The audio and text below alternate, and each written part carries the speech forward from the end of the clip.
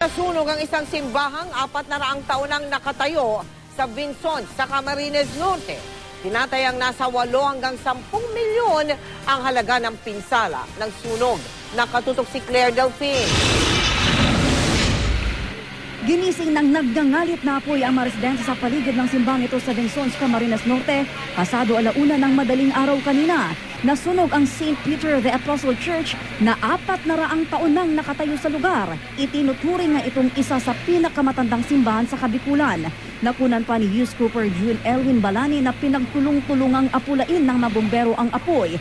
Matapos ang halos 4 na oras, tanging mga sunog na yero at kahoy na lang ang natira sa loob ng simbahan. Ayon sa Bureau of Fire Protection, nagsimula raw ang sunog sa isang lumang kumbento ng simbahan dahil sa problema sa linya ng kuryente. Kumalat ang apoy dahil sa malakas na hangin hanggang matupok ang buong lugar. Agad namang nakahingi ng saklolo ang mga pari roon dahil malapit lang sa kanilang istasyon ng DFP. Within 2 minutes, nakatakbo agad kami sa fire station kasi malapit ang harapan ng simbahan. Wala namang naiulat na nasugatan o nasawi sa sunog, pero tinatayang nasa 8 hanggang 10 milyong piso ang halaga ng pinsala. Patuloy ang investigasyon sa insidente. Claire Delfin, Nakatutok, 24 Oras.